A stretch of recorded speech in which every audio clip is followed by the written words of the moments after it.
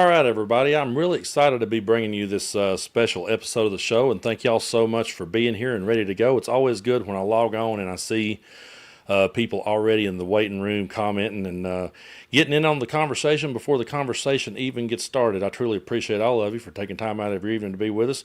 We've got a whole lot going on here in Tennessee, and I'm super excited to be bringing back to the show again Gloria Johnson. Gloria, welcome to the show. Hi, thanks for having me on. It's great to have you here. How's your day been?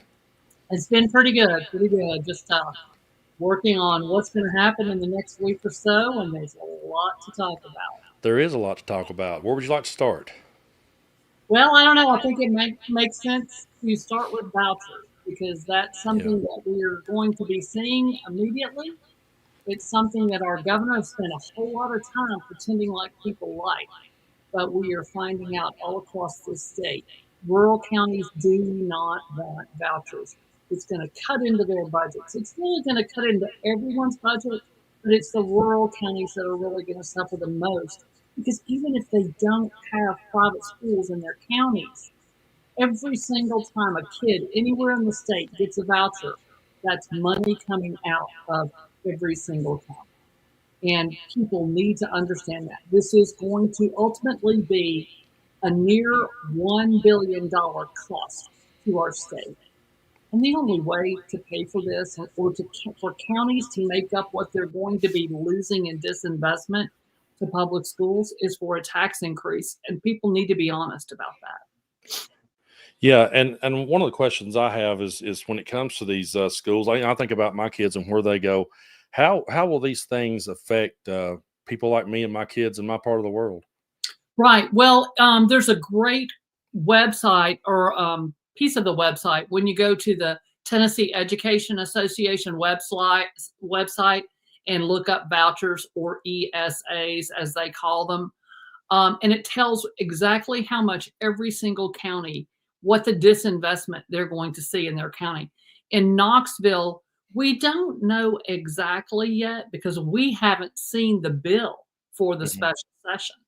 So we haven't even seen that bill yet. We don't know what it's going to look like. But what we do know is they're going to try to pass it in 3 days. Yeah. But we knew about their last voucher bill. The disinvestment in Knox County schools will be $52 million out of their education budget. Yeah, And and I that's impossible to make up. yeah, and I had a good question pop up here. Someone wanted to know why is he, they're referring to Governor Bill Lee, why is he so determined to pass this? Well, because it's money in the pockets of his donors. That's Okay. ultimately what it's about. They have been trying, and here's where it's so dishonest and disingenuous. They've run a voucher bill every year for at least the last 8 years. There's no immediacy to this. There is an immediacy to getting relief to the families in Northeast Tennessee after Hurricane Helene. They're still suffering, they're still struggling. But why did Bill Lee wait till January, till we already started regular session to get money to those folks in Northeast Tennessee? And that's the disgusting part. He was waiting till he was getting the votes for his vouchers because And he wanted to combine that special session on vouchers with Helene. We could have had a Helene special session in October, November, or December. I know I would have gone back Christmas Day, Thanksgiving Day to make sure those folks have their money. But it's an insult to them to wait till he has voucher votes or thinks he has voucher votes and mhm. make those people wait on that money until January and now act like it's so immediate. It is immediate, but what is not immediate is vouchers. We'll have session the very next week. We can start talking about vouchers then when we can have people testify in committees and we can have deliberation because this is going to be a huge new addition to our budget. And we need to make sure this policy benefits folks because we know that it doesn't. And so basically what he's doing here is playing politics with it because he's going to guilt trip everybody into it. And if you vote against this, then you're voting against helping the people. Right. That's exactly what he's doing. And it's all a lie because I went on the Sunday show in Knoxville, which is inside Tennessee, and the Republican pundit on the show said, "Well, this is to help the poor people." Well, you know what the income qualification is to get a voucher, and what this bill's going to look like? $175,000. Wow. Is that poor people really? I mean, if you make $174,000, you can get a voucher. Wow. I wouldn't call that poor. Yeah. And I don't I know anyone around here that can afford that. I think we're subsidizing the wealthy's private education. I think we know that. Because Yeah. if you get a $7,000 voucher and you're in the poverty area, most private schools cost at least $10,000, but anywhere upwards of 25,000.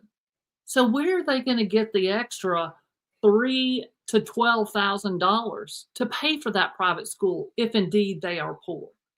Where no transportation is offered, no free lunch or free breakfast, no social workers in these schools. And it's not, the parent doesn't have a choice because that school can refuse your child for any reason or for no reason. Wow. And you know, one thing as I'm hearing you say that, I could imagine if you was talking to anyone in my part of the world and you were telling them that, they would listen to you and be in agreement with you. But then when they hear that we're on the other side of the aisle, when they hear the word Democrat next to our name anywhere, people immediately starts pulling back and they don't trust people like me and you. And that's true. And I sometimes wonder what we're going to be able to do to crack through and help these people to understand that we're not against them, that we're here to raise awareness on what's going on, and we want people to understand how these policies hurt people and affect people, and how can we get around this stigma that's been put on us in our part of the world. That's right. What we find out is a lot of people in our communities like our policies. Yeah, They believe in raising the wage. They believe everyone should have access to affordable health care. And they believe that we should invest in our public schools because it's our public schools that lift up every child. And I believe that public schools are the bedrock of our democracy. But yeah, what has happened is those on the far right have said just have been lying about what's happening in public schools for a while. And they've told the lie so many times that some people actually believe it. But what I say to folks, go visit a classroom in your local public school and find out. You will be amazed at how well those teachers know their stuff and how well they do teaching your kids. I mean, this is about teachers who just want kids to be successful. That is what they want. And this idea that you can go to a private school where they don't even have to hire certified teachers. They don't have to teach the state curriculum. They don't have to evaluate their teachers. They don't have to test your kids with standardized tests so we can compare them to other kids in other communities or other states. I don't believe in over testing kids, but I think we need to make sure we're doing the right thing. But the reason they want to make sure that private schools don't have to give the same test as public schools is they don't want to compare them. Because right now, in every single state with vouchers, voucher students perform worse than their public school peers. And wow, people are shocked because they think these private schools are better. But they're not. It's not better to pick a kid up out of their community, drop them down in another neighborhood that doesn't provide free and reduced lunch, that doesn't provide transportation or any of the special services. If your child has special needs, if you have a special education student under federal law, you have to literally sign away that child's right to a free and appropriate public education for them to use a voucher. You have to sign away their rights to special ed because private schools don't provide the programs that those kids need. So wow. there's a whole group right there that won't be serviced. Yeah, I did not know about that. I'm so glad that you're bringing awareness to this and bringing it to the channel, because for so long I've wanted to dive into these kind of issues, and I tell people all the time that I really feel like that if we can start letting people know what's happening right here at home in our state, the more they learn about what's happening here, they'll understand that a lot of the stuff they're getting distracted with at the top is is what keeps hanging them up. I was talking to my son. He's 12, but he's kind of like an old soul. He's one of those kids that's like way ahead of himself. And so I was talking with him one day and just asking him some of the questions about, do you see certain things in school that that I would hear Republicans saying is happening? Are teachers saying this? Are teachers trying to teach you this? Or are they trying to groom you to think this way or whatever? And he's looking at me like, what are you talking about, Dad? Like it's completely, no, I don't know what you're talking about. And I kind of went around and I asked my other kids, like, what, when you were in school, what were they saying to you? And it was none of the things that we hear some of the people on the right saying. And where I'm at, it's just such a Bible Belt kind of place that they've drilled it into their head that these public schools here in East Tennessee are like these far left radical places, and it's just so not true. It's just not true at all. I mean, even me living in Knox County, when I taught in Knox County, when you take the whole of Knox County, it's a red county. It's like 60-40 Republican to Democrat. And guess what? The teachers that I teach with were the same, 60-40 Republican to Democrat. Yeah. But even those educators who are Republicans know what's happening in that school. And they know that no one is indoctrinating students or grooming students. They know none of that is happening. So much of the lies that these extremists have told have just been found to be complete jokes. If it wasn't that they made people, like this whole thing with litter boxes, there was never a litter box in a Tennessee school ever. But I had a senator and a representative from Tennessee sitting in Government Operations Committee saying it was a crisis in Tennessee schools. Yeah. A total lie. Completely made up. And what's so hard to get around is when they get called out on that total lie, they will just double down and say that people like me and you are spreading fake news. It's such a hard thing to get around with people that won't accept any accountability. I've told the story on the channel before, but back when I was in probably like third grade, I want to say somewhere through there, we're having a test and the teacher's asking us the capitals of the state. We're just having to learn our state capitals. And someone asked what the capital of Kentucky was, and I got confused for a minute and thought Louisville. I remember thinking that for a second. And then one student who was like the smartest girl in the class, she spoke up and she was like, Boonesboro, I think is what she said. And the teacher was kind of shocked that she missed it, because she was one of the smartest kids in class. And so the teacher says, she says, well, wait a minute. She says, no, that's not right. Well, I'm sitting there thinking she's the smartest girl in school. She had to be right. You know what I mean? So I raised my hand and like an idiot, I go, Boonesboro. And she's like, no, you're wrong too. Both of you's wrong. And I'm like, well, how can that be? And finally she's like, it's Frankfurt, Yeah. And in today's society, in today's world, in the Republican Party, they would say it was Boonesboro, and they would swear that everyone was trying to silence them and censor them, and they would probably stand outside and protest. And it's so ridiculous that there's no accountability anymore when we prove them wrong time and time again on these lies. That teacher called me and the smartest girl in class down for it, and they just seem to get away with it, and that annoys me so much. Well, I mean, and especially when it's a simple Google. Yeah. I mean, literally, the world's simplest search could get you the facts right there, but still yet they keep going with it. And it was 1 week later that I had a grandparent call me saying that she had heard there were litter boxes in her child's school. Yeah. And she was convinced. I told her it was an urban legend, that I knew it wasn't happening, but she was convinced. And so I told her that I would call some teachers I knew at the school that night, and that the next morning I would show up at the school and I would look for myself. Yeah. And so I did that. And by the time I got to the school, I think she had also told the superintendent, because the principal was aware, and he's like, I know why you're here. Yeah. And so, but the principal was so frustrated because he's like, I'm losing a teacher to pregnancy leave next week. I've got another teacher who is moving out west. I already had 2 empty slots. So now I'm going to have 4 empty teacher positions I've got to fill. But now I have to run around dispelling this rumor, and I just have too much to do. And so it makes extra work for people. So I went down there, I took pictures of the school, and I called the woman back that night. And I said to her, I went down, I talked to the teachers. It's just not happening. And I said, the principal said, you're welcome to come down every day in the afternoon. They need people to tutor. He'd love for you to come down. You can see for yourself. He said, you can come down and watch 3 years of video footage of the whole school and see that this has never happened. And, I was afraid she still wouldn't believe me. But she actually thanked me and said she appreciated it and that me checking. And I just told her, I said, please just do me a big favor. Anybody who was in the conversation, let them know that this has been an urban legend in multiple states. It's not true. It's never been true. And she said she would do that. So it turned out to be a good thing after I checked on it. That's a really good story. We're in an era right now of what I just all political theater these days, and people loves that, and they latch onto that reality show kind of theater. And so there's so many times I'm watching a debate, and I'm there to hear people talk about the issues and learn and educate myself. That's what I want to hear. But then you got two people up on a stage, and they've got like 2 minutes to speak or however long they got, but they have to spend the first minute talking about something like that.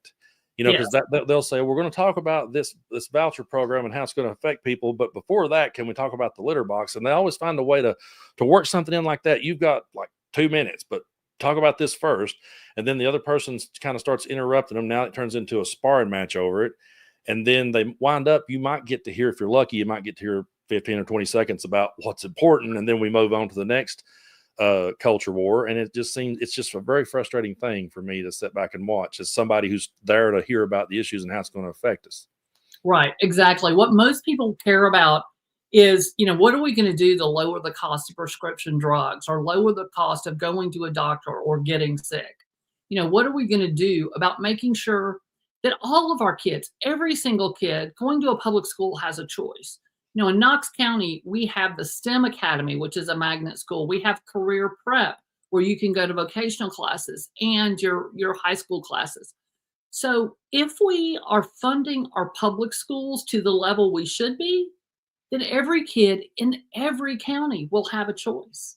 But if we are defunding our public schools and sending dollars away to private schools or charter school with no transparency and nothing to keep a handle on how those dollars are spent, then kids in public school have less and less choice and less programming that they desperately need. Yeah. And here's a good question. I wanted to grab this one real quick because this is a good one. Will wants to know, with 40% of Tennessee families with food insecurity, why on earth would Governor Lee reject free money for summer lunch programs? We reject a lot of free money. We reject money for pre-K, which is crazy to me because so many families would benefit from expanding pre-K in Tennessee. Wealthy folks can have pre-K for their kids, but why don't we take some of these dollars and provide more pre-K for families who desperately need it?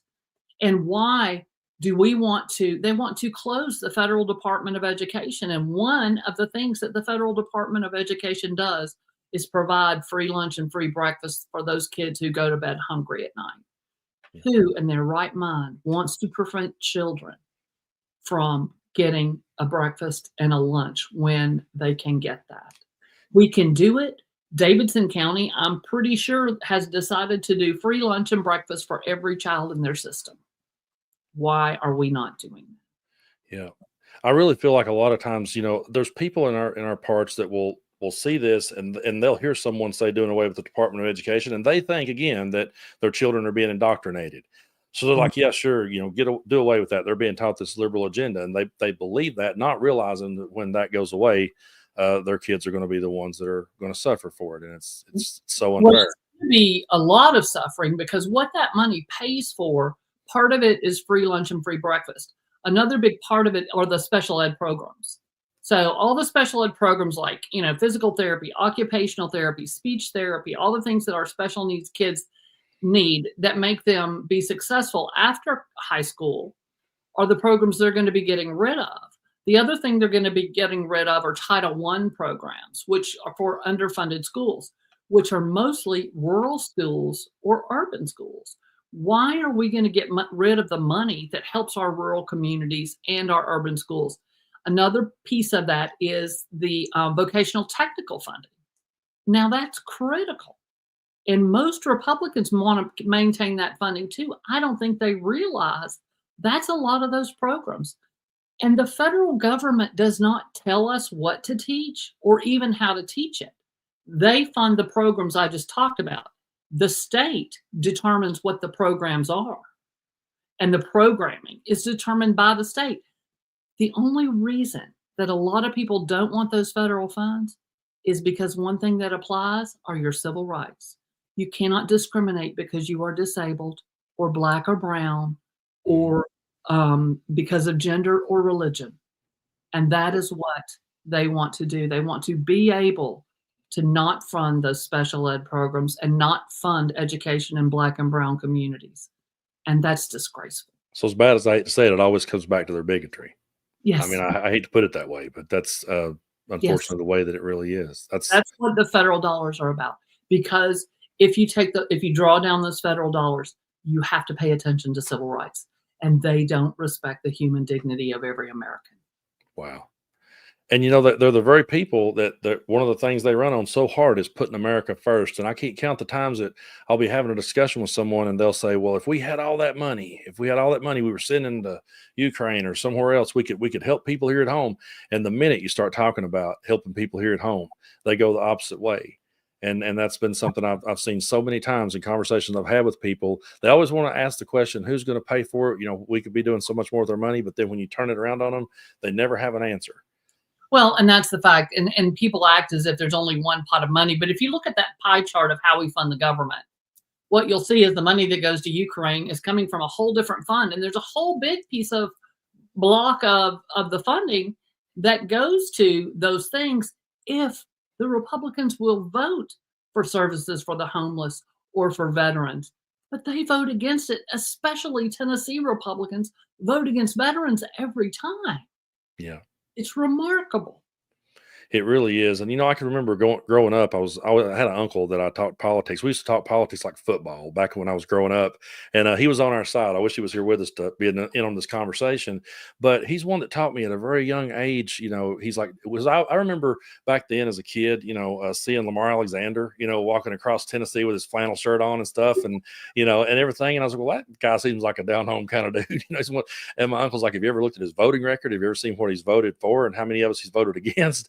And when you really start digging in there, the very ones that are screaming, you know, morals and values and putting America first, they voted against us so many times and just dangled a carrot in front of people's face to distract them from it. And that's one thing that I try to talk about so much here on my channel is just the distractions. And I'm trying to point out to people that these culture wars you're fighting, they're never going to affect you here in East Tennessee. They're not going to come. That beer can that you got mad about was never in a store in East Tennessee. You never had to see it. Well, And they get so caught up in that stuff that they don't see that so many times, like you said, so many times they voted against people like us and over and over again. there's never been a transgender woman who wanted to join women's sports in Tennessee. Yeah, Folks are acting like that's the biggest issue that we have, when in reality, Tennessee families want to be able to buy groceries every week and buy enough groceries to feed their family and keep the lights on. yeah, So, the legislation I bring is for affordable health care. I've brought legislation to raise the wage because no one can live on 7.25 an hour. I yeah, brought legislation for paid family leave so that if you're having a baby, you can take off 12 weeks to have that baby and take care of it and get a good start before you go back to work. Or if you have to take care of your parents, it gives you time to do that. Or even yourself, if you get a long-term illness that requires more than a few sick days. 84% of Tennesseans favor paid family leave, but yeah, the Republicans still kill the bill every time. They kill the bill. Every time I bring a raise the wage bill, they kill it every time. Every time I bring a bill so that no Tennessean would have to lose their home or business because they get sick, they kill that bill.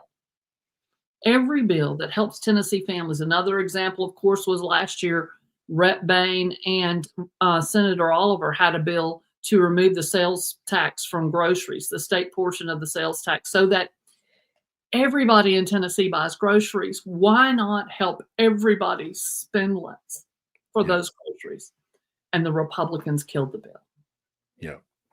It's every time. I mean, and like I said, going back to when I was a kid, my uncle pointed that out all years ago, and it's so sad to me that all these years later, we're still having this argument. I mean, when was the last time the minimum wage was raised? Was it like '08 or somewhere? Was Obama in office? I think maybe Years ago, or but W. 725, you know, Yeah, I think it was 5 years ago they did a study, and in order to if you made 7.25 an hour 5 years ago, you had to work 66 hours to pay for the average one-bedroom apartment. wow. 66 hours at minimum wage. And today, I bet you couldn't even do it. It's probably not even doable. Yeah, and me and my mom's talked about this so many times, but my mom grew up in the '50s, and she talked about back then that there was people she knew whose dad worked at a filling station pumping gas, and managed to be able to buy a home and take the family on vacation and live a pretty good life, and then it started slipping away. I think like when I came into the workforce, like in the late '90s, through there, it was like there was still a little bit of it hanging on, but as we went further and further with it, and it just kept rolling. Now my son's out in the workplace, and he's coming to me going, "Dad, I can't make it." He'll hear something like, "Oh, this place pays $18 an hour," and he gets excited just for a minute. And then when he starts trying to pay for everything that he has to pay for, he can't get ahead, and it's so disheartening, especially again when people are focused on the wrong things and not looking at the issues at hand. And I just think to myself, the fact that we're in 2025 with prices where they're at, and with people struggling like they are, how anyone can say, yeah, it should remain at 725 blows my mind. I Yeah, can't believe we're still having this argument. we have Republicans in the Tennessee legislature that would argue that's too much. And yeah, we shouldn't even have that. But the reality is there was a great calculator that came out last year, MIT. If you Google MIT living wage calculator, it will calculate the living wage for every county in America. So I looked at virtually every county in Tennessee for the minimum wage, and it was all give or take $2. It was an average of $20 an hour is what would be considered. And it was really cool because no matter what county it was, it would break it down into what you pay for rent or mortgage, what you pay for transportation, what you pay for groceries. All of that was broken. And it was broken down to if you were a single person or single with a child or a couple with a child. It's really eye opening to see that living wage calculator and to see how they figure it and how they break it down. Yeah, And it's so eye-opening because what other states and other red states have done is because they can do ballot initiatives, they have raised the wage on the ballot. If Tennessee had ballot initiatives, we could raise the wage on the ballot. We could raise the wage on the ballot. We could legalize cannabis on the ballot because it's overwhelmingly supported by all parties. yeah, We could pass paid family leave on the ballot because 84% of Tennesseans favor it. So sadly, Tennessee doesn't give its voters the right to do ballot initiatives. But many of the red states have passed some of these things by putting them on the ballot because overwhelmingly all parties support them. and so what you're basically saying is that our ideas are very popular, Yes. but somehow we continue to lose elections. Uh, They demonize if you watch what the Republicans are doing, they're not really talking about policy. They're yeah, demonizing Democrats. yeah, And so we have great policy, but people don't even connect Democrats to the policies that we bring. mhm. They just know they like these policies, but Democrats have been demonized, so they don't connect us to those policies. They need to see that we are the ones fighting for them. Yeah. In one of the last interviews Joe Biden gave, I heard him say that he regretted the fact that he didn't really get out there and talk about things as much. He was busy going to work. He said, I was worried about the policy and not the politics. I wasn't trying to play theater. And in all honesty, that's how I wished it was. I just wished we had people who was going to work for us. And if I want to see theater like that, there's Jerry Springer reruns. We can watch that or the WWE. We don't have to have this in our politics. And so I respect the fact that he was working for us and wasn't too focused on that. But meanwhile, the entire time, if you think about it, Trump has never stopped campaigning.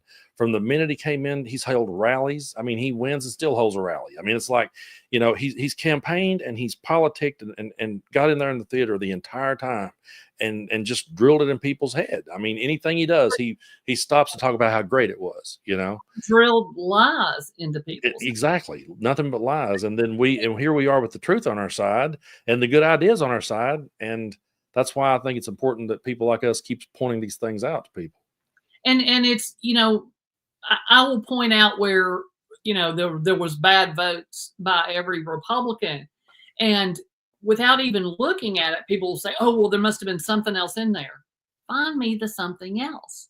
No, I'm telling you, they voted on no on this thing that would help all families. And they will not even go to the bill and look at it to see that you were telling them the truth. And so we've got to figure out how to break through all of the nonsense and the lies with our true and factual message. Yeah. And that is what Democrats are going to have to do in every county in Tennessee, not just Davidson and Shelby and Knox. We have got to be in those rural counties, making sure folks understand that we are the ones that are coming to help regular Tennessee families. And the issues that they're trying to get you all excited about are not the issues that are affecting your pocketbook, whether or not you can keep the lights on and buy groceries. These folks are making it hard for you to hold them accountable because they're keeping you tied up working 2 and 3 jobs to keep the lights on and groceries on the table and prescriptions to those who need them. And you don't have time to run around seeing how your politician voted. Yeah. But let me tell you, they're not voting for you. Yeah. One of the last jobs that I worked at, I drove a forklift, and I got to talking to this younger guy. He was, you could tell he was a really smart kid, and I really enjoyed our conversations.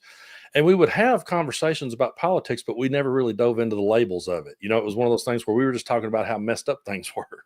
Yeah. And as long as we was talking about that, he was right there with me. And then one day, somehow or another, we got on somehow the word liberal made its way into that conversation. And he goes, yeah, I'm really not even sure what a liberal is. I just know I'm not supposed to like them. And I was like, well, I hate to tell you this, you've been talking to one for a couple of weeks now. It's like, here you've been agreeing with me. It was like this reality of like, like, oh, really? You? I was like, yeah, me. Like we've been talking about how messed up things were here in Tennessee and how we're all struggling and what we could be doing about it. And I've been telling you these ideas that you've been loving. But he was taught, and he was this kid. I was at the time. It's been a couple of years ago. So, but this kid was just starting. He's like probably in his early 20s. And but I never will forget that conversation because it was like, well, I don't know exactly what one is, but I've just been told that they're against me and that I'm not supposed to like them. Yeah. And that's so much of what is happening is just this demonization. And it's not what's happening. Democrats want to make sure that hardworking families are able to succeed. And, you were talking about your uncle and you were talking about people. I go back to my father's generation and we're talking about before Reagan started breaking the unions. It was unions that made sure that brought that 40-hour work week and made sure that families had a vacation and had benefits and retired in dignity. My father knew if he worked hard and played by the rules, he would be able to feed his family, send his kids to school, take a yearly vacation, and retire with dignity. And people are not feeling that today. We've got an administration right now who took away affordable insulin, signed it away in an executive order. Yeah. And so people had gotten to where they could pay $35 for their insulin, and now it's gone back up to hundreds. Yeah. How do you do that to people? How do you vote for taking away people's Medicaid and people's Social Security and cutting into it? Yeah. This is unacceptable. It truly is. And there was a time, when unions were popular in the South. I mean, I go back, I always point to this because I grew up over in Southeast Kentucky, and I always point to a documentary called Harlan County, USA about the Coal Wars. And the people that was our grandparents' generation was back then fighting against the coal company, and they were all unionized. And there's this one scene where there's this old lady in the clip, and she says they'll have to shoot the union out of me. They're sitting there, they're ready to go. And then, it just shifted over the years, and all of a sudden, people in my part of the world were dressing up like coal miners for Halloween, and saying that it was part of their culture. And I'm like, if you go back and just watch that documentary, I mean, just that one piece would show you that's not where we came from and who we were. But yeah, when Reagan started breaking those up and again demonizing it, a lot of people turned against the very thing that fed their family for years. That fed them for years, made sure that they had benefits and could see a doctor. And luckily, what I'm seeing now is a resurgence of the union, because really organizing in your place of work, all that does is allow you due process. Yeah. It's about allowing a hard worker due process. I hope the bosses make money. I'm good with that. Yeah. But you should make sure that the workers that are getting you there are able to feed their families and live with dignity and retire in dignity. And we can do those things. And I'm loving the resurgence of union jobs and the how people view unions in Tennessee, because when you look at the Ford plant and then you see Volkswagen in Chattanooga voted to unionize, and this is just all about making sure we have fair workplaces, and people that are working a hard 40-hour work week are getting benefits and are able to retire in dignity. And in one of the richest countries in the world, that's the very least we should expect. Yeah, and sometimes, I wonder if maybe, the shift has happened over the years, but I sometimes wonder if it's because now we do have so much information and misinformation at our fingertips. I mean, everybody's got a phone in their pocket, and everybody has set and searched things till the algorithm has given them what they want to hear. And so maybe our grandparents' generation was really in the real world, with the real consequences of what was going on, and they didn't have the distractions that we have today, that could take them away from it to get. Because I have people. The one question I get asked when I travel and I meet people from other parts of this country that looks at us in Tennessee, the one question I get so many times is, why do people in Tennessee continue to vote against their own interests? And I catch myself. I back up. I'm like, well, that's a long story. It's going to take a while because we've been doing it for so long. Well, and I think what you have to look at, I get really upset when people get mad at these folks and say, well, I don't care about them or whatever. It goes back to what I said. They are working 2 and 3 jobs. They don't have time to follow the news like I follow the news. They don't know that their Republican elected official just voted against their wage increase. These people are trying to stay alive and trying to keep their families alive, and they don't have time to run around seeing how their politician voted. And these politicians are not working for Tennessee families. They're working for billionaires and lobbyists. And we're seeing it. That's exactly what we're seeing with the vouchers. Millions have been pouring into this state for the last 10 years plus to privatize our public schools. Betsy DeVos has been donating to Tennessee since 2014 for charter schools and vouchers. And now we're seeing more and more people doing this. It's always follow the money. Why are so many billionaires outside of this state sending money not to our schools, but sending money to campaigns against people who are for public schools? Or, they spent $1 billion to take out Senator Nicely, who was against vouchers. He's about as conservative as you can get, but he felt as a conservative, he was against vouchers. And they spent $1 million to take his seat. His own people did. Yeah. This is about the dollar. It's not about kids doing well. Yeah. And we have I want to talk to you too about the chair race that we have coming up, and that's this Saturday, correct? Yes. So I wanted to give you a chance to talk about that and let people know about what's going on with that here in Tennessee. Yeah, the current chair of the Democratic State Party has decided to step down. He's not going to run for another term. And there are about 7 of us who want to run for that term. And people have been asking me for a couple of years to run. And I just feel like now is the right time. It is critical that Democrats do a good job of getting out their message.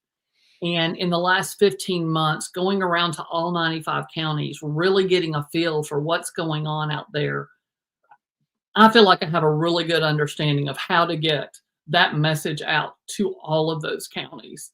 And I am dedicated to make that happen and to be to do that for Tennessee as we come into these really kind of dark times for our vulnerable communities. We're going to have to protect our vulnerable communities. I mean, that's going to be part of our job, quite frankly. But I had the ability in my US Senate campaign to raise almost $8 million. Yeah. And people donated to me. Most of that money was from Tennessee. Some of it was from out of state. But the people that donate to me donate because they know I'm a fighter. Mhm. And they are from blue states, some of the people that donate, and they want to help us in red states. Yeah. They will donate to somebody that they know is a fighter. And that is my reputation.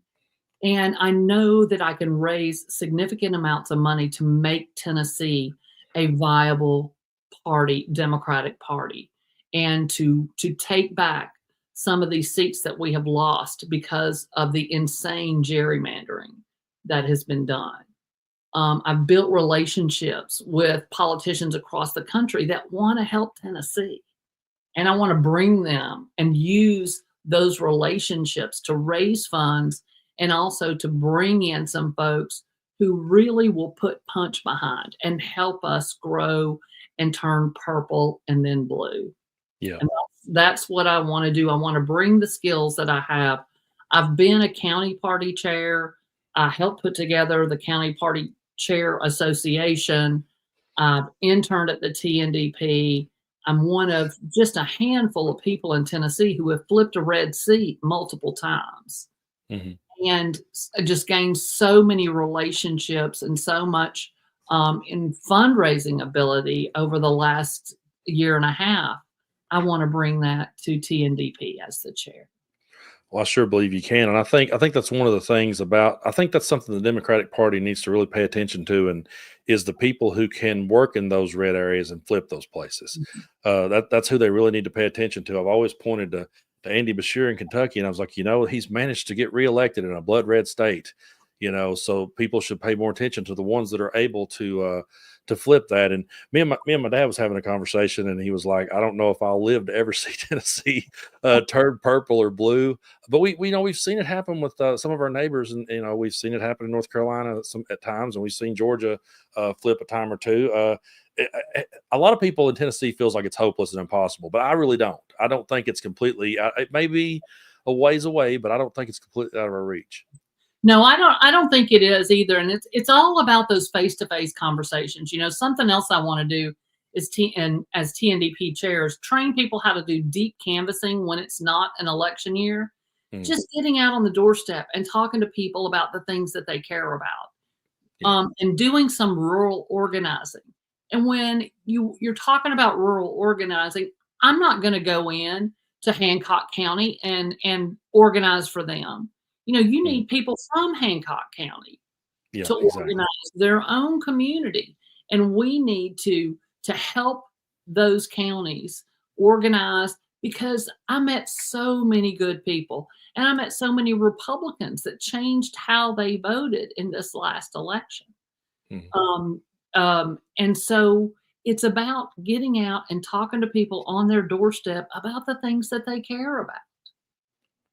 And Yeah, and reminding them the reason your family is struggling is not because two women down the street got married.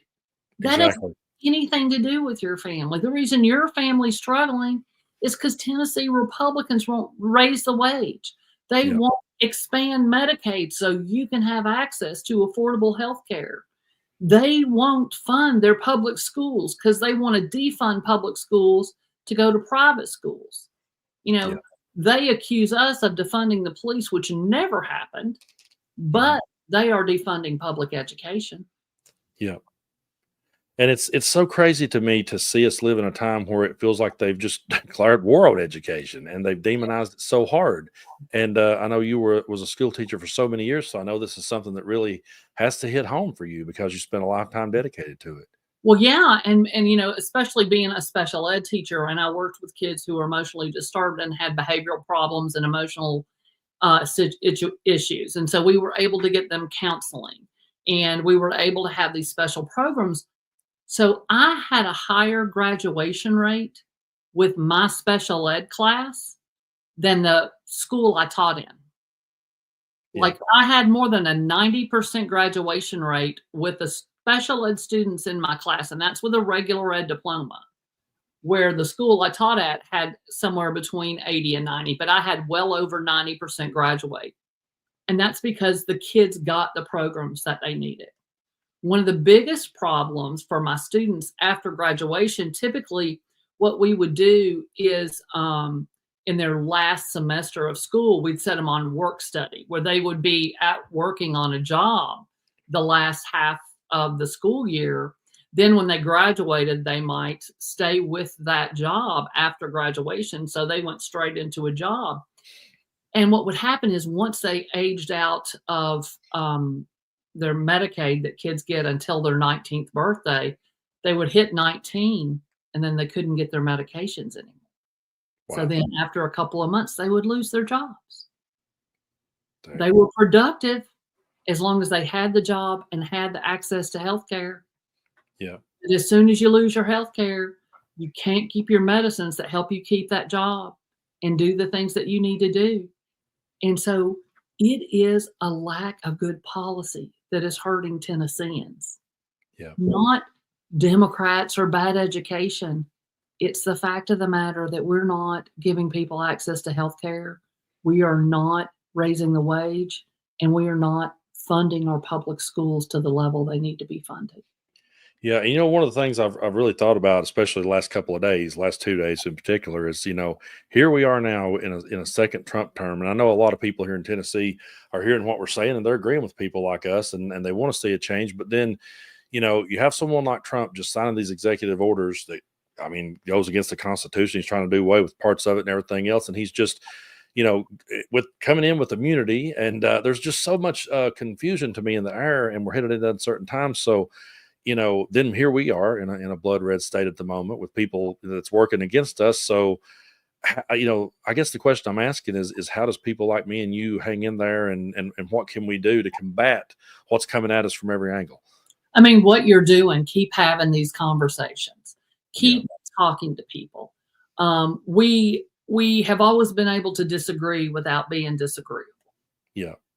A lot of times when I say Republican or supermajority is doing this, when I'm talking about Republicans, for the most part, I'm talking about the elected officials I work with in Nashville, because the Republicans in my district are sensible people. Yeah. The Republicans in my district believe in medical cannabis, believe in recreational cannabis, believe in paid family leave and raising the wage. Yeah. But they're being ignored for these extreme reasons. And the first discussion we had on the House floor was dehumanizing transgender people. We're talking about less than 1% of the population. Yeah. And I spent the very first discussion on the floor was to dehumanize people. Yeah. And if you are an elected official, the very least you should be expected to do is respect the human dignity of every single person in your district. You don't have to agree with everyone in your district, but you should at least respect the human dignity of a person just because they're a different race or gender or religion or gender identity, any of those things. Respect their human dignity. Exactly. We don't even see that. And I'm talking to people will come up to me and say, "Thank you so much. I feel seen because you stand up for us." Yeah. And it just breaks my heart that these folks want to leave our state. They just feel targeted and they feel like they're dehumanized. Yeah. And that is not necessary. We should not be making that happen. Yeah, it's very humbling to me because I get messages all the time from people telling me, thanking me for speaking up, and it's pretty humbling to me. It sometimes takes me a minute to even figure out what I'm going to say in response to that, because I just have always looked at it that we should try to lift people up regardless. I've never understood punching down, and I've never understood. Like you said earlier, I've never understood how two ladies down the street that got married affects me in my life at all. Like that's their business. That's nothing to me, and I've never understood. I mean, and the part that I also have had a hard time understanding is how that when I was growing up, going back to those conversations with my uncle, and we were talking to other Republican uncles. It was one of those things where they wanted the government out of their lives. They wanted the government to not have any say over them, and everybody just mind your own business. Like if I'd have just fell into some sort of a coma, Yeah. and woke up in 2024 and heard Tim Walz saying, "Mind your own damn business," I would have been like, "Is that guy Republican?" Because there was a time, there was a time when they said that, Yeah. but now it's like they just want to be involved in everybody's life, and they feel like somehow they're threatened by people and threatened by things. Like I said so many times, I see guys that I know. I'm like, you don't shop at Target. Why are you complaining about it? You don't drink Starbucks. Why are you Right. complaining? Yeah. And so that's really all I've tried to do so many times is just point to those things. Let's talk about the things that do affect us and affects everybody. And it's Right. not about giving people a handout. It's about giving them a hand to play in this world. Is how I Yeah. look at it. I mean, I grew up, my family was very into sports. I never played. They tried to get me to play basketball all the time, but because my brother played. But when I was in high school, it was TSSAA that governs sports, and in college, it's NCAA that governs the sports. They're the expert on the sports. They know the sports biology. Why aren't they making these decisions about who plays ball? Yeah. Why do you want the government to decide? I told somebody, I was like, they're mostly insurance salesmen that never played a sport in their life. Yeah. Why does the legislature need to weigh in on who plays sports? Let the bodies governing them, who are experts, make those decisions. Just like women's reproductive health. Let the doctors decide what women need to do, not Exactly. a bunch of insurance salesmen in the legislature and literally men for the most part. It's utterly ridiculous that men are telling women what they can do with their bodies when they don't even understand their bodies. One representative told a woman who had a miscarriage that you could only miscarry on the first pregnancy. And this is a woman who had a child when she had a miscarriage. And he's Wow. like, "Oh, no, that can't happen because you can only miscarry on your first pregnancy." I'm just like, and these are the dudes Yeah. make abortion laws, and it's scary as hell. It is, and one thing that's scary to me is the women that have went along with this. That's the part that I don't understand when I hear the women that turned out to vote for Trump. I got to be honest, I was really thinking that alone would bring us through. I thought if nothing else, that'll get us over the hump. I thought, But and these women who have probably had abortions in the past for whatever reason, their own personal reason, which gets to be theirs, mhm, went and voted for this felon rapist mhm, who, even though he's probably paid for a number of abortions, will yeah, not allow you to have one because he yeah, knows he can get somebody whatever care they need. But the rest of us cannot. And that in Tennessee, they are forcing 10-year-old girls to carry their rapist baby is thoroughly disgusting and barbaric. yeah. It's so hard for me to believe that's where we're at in 2025. It's just it's scary, and that there's people that are okay with that. That just A violent rapist has more rights than a woman. A violent rapist has the right to choose the mother of their child, but a woman can't choose not to have her rapist baby. And that's yeah. where we're And I actually did play a clip that I found. It's been a while back. It was last year at some point. I found a clip that I shared with my audience where I think it was Trump's daughter Tiffany, when he found out that his wife was pregnant with Tiffany, he said, "What are we going to do about this?" He was, and I mean, there's so much about the guy that when you look at it, it's like, dang, here he is talking about aborting one of his kids. It's just like, but then somehow he become and what I really find interesting about Trump is he tries to take credit for doing away with it, but at the same time, it's like he doesn't. He tries to avoid it too. They've kind of backed themselves into a corner with this one, where they want to thump their chest and take credit for it, but it's not as popular as they think. And I think as time goes on and more people are affected by it, and realizes just what a nightmare it's going to be, I think you're going to hear more people turn back around on that And that's what's going to happen with a lot of the young women who, like a lot of people my age, remember the fight before one. and were part of that. So they know and they remember women being mutilated because of, doing what they had to do. And Mhm. so it's the young people that never saw that and never really heard about that much that are really going to have to see how cruel and horrible, as we're seeing these people bleed out in parking lots. And, we've already seen so many women die, and you don't hear about most of them. And Yeah. that's the sad part of it, is there are more dying than what we see, Mhm. but people are afraid to tell these stories. Yeah.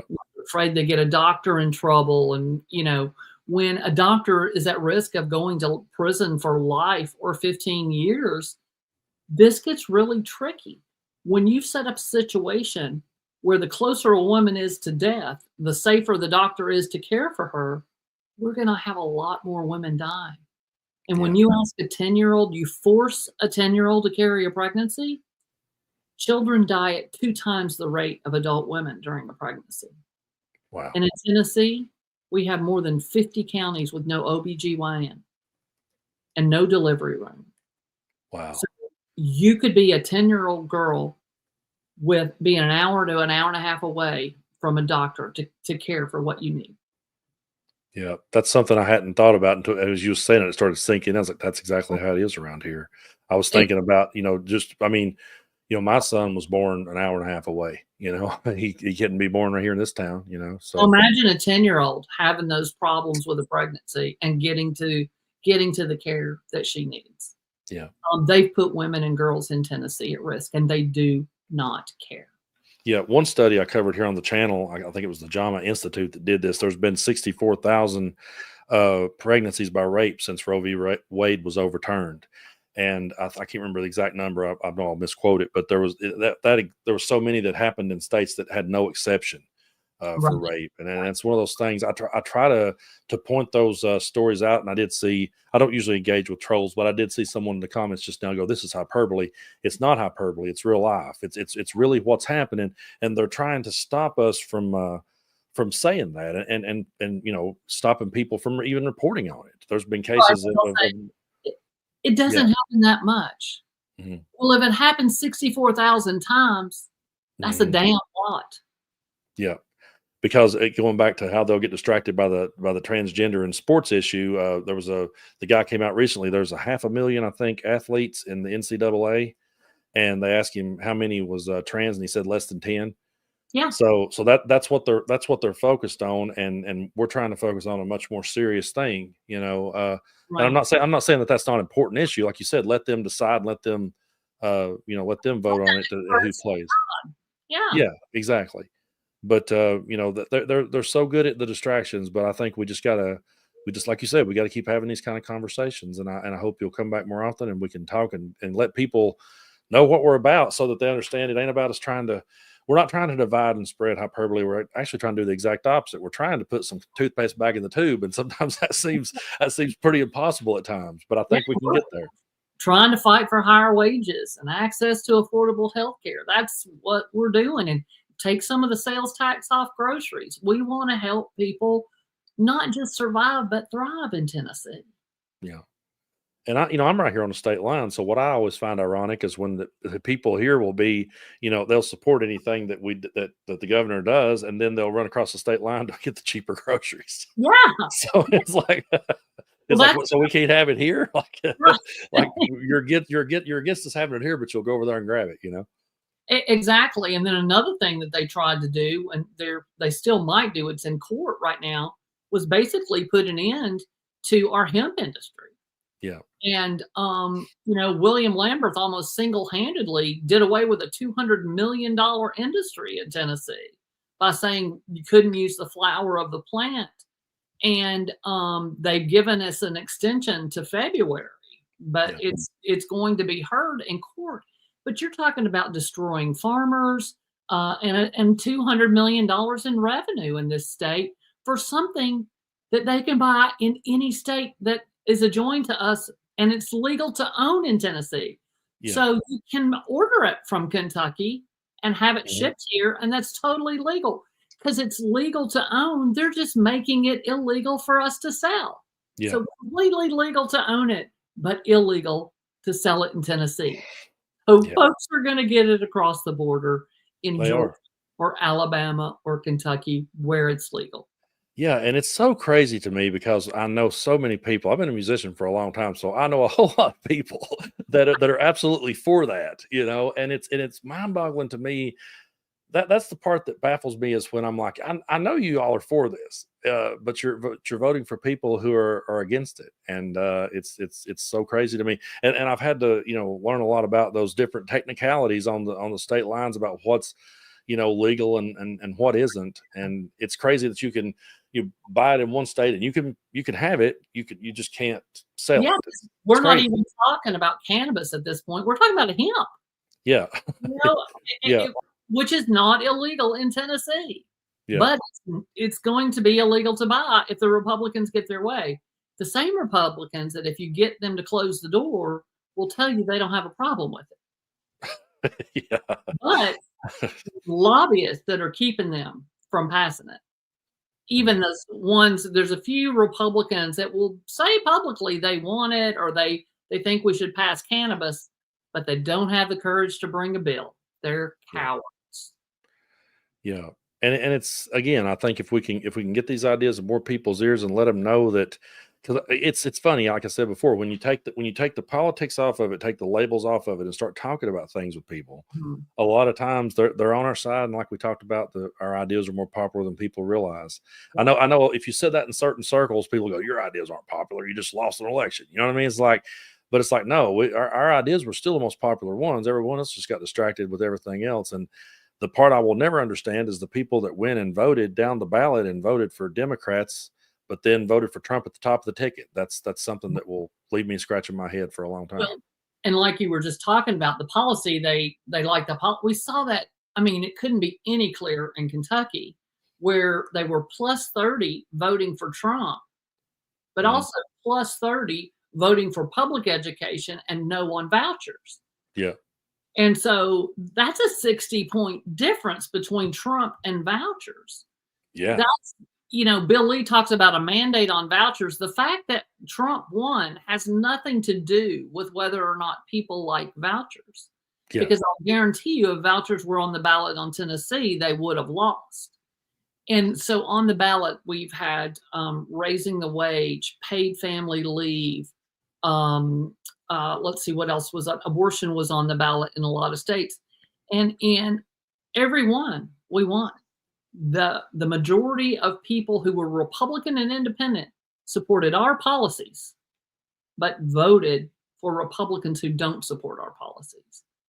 It's Yeah. just bizarre. Even in Florida, it was something like 53 or 54% for abortion, but they had raised the bar to 60%, so it didn't get 60.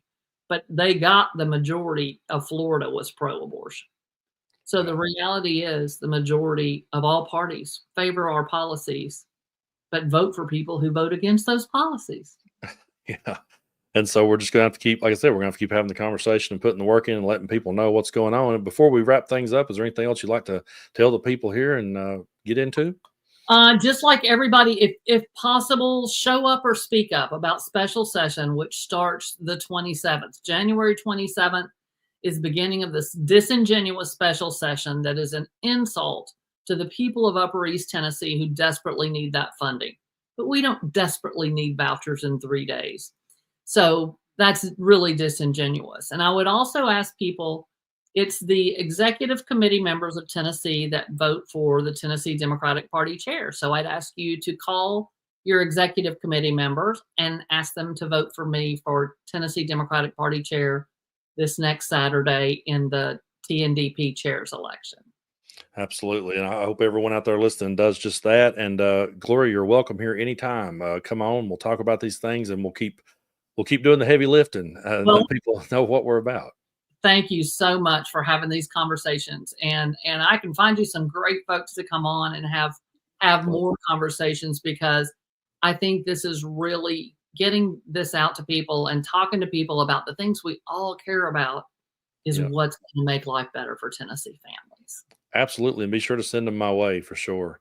Will do. One last question, real quick, before we go. I've had people ask me this. They're not running for office, or they don't have a YouTube channel, and they say to themselves, "What can I do?" So, what can the people that are listening that may not be on social media or may not be running for office? What are the things those people can do here in Tennessee or their state to move forward? Well, a good thing to do right now is to get involved with SOCM, which is SOCM.org. They're an Okay, organization that's working really hard in their communities, and especially working against vouchers right now. But they work a lot in rural communities and have been they used to, originally they were Save Our Cumberland Mountains, but now they work more for community empowerment. And so getting involved with SOCM, SOCM.org, is a great way to get involved. Make sure you can go to the Tennessee General Assembly website and find out who your rep and who your senator are. Call them and tell them if you want vouchers or don't want vouchers, and let them know how you feel. If you can at all show up at special session, the best way to show them we're serious about this is show up in Nashville, 1,000 strong.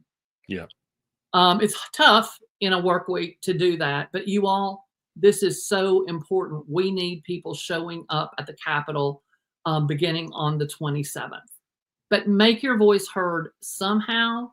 Let your representative, let your senator know that we love our public schools. 90% plus Tennesseans go to public schools. And here's what I can say: they want to tell you and pretend like schools are failing. We've never had so many graduates as we have in this year and the year before last. We've never had so many kids going to college as we have right now. We've never had kids scoring higher on the ACT than we are having right now. Those are facts. They want to make schools look bad, but that's just because these billionaires want their hands in the last big pot of public dollars, which are our public school dollars. yeah.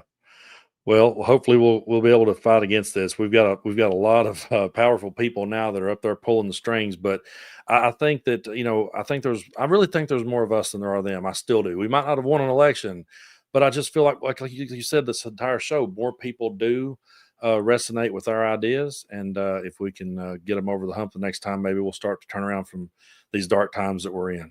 That's right. That's right. But Thanks. I want to thank you for all the hard work that you've done for Tennessee. I truly appreciate you. Me and my family, all my friends, we truly appreciate you, and we've always got your back. So just know that.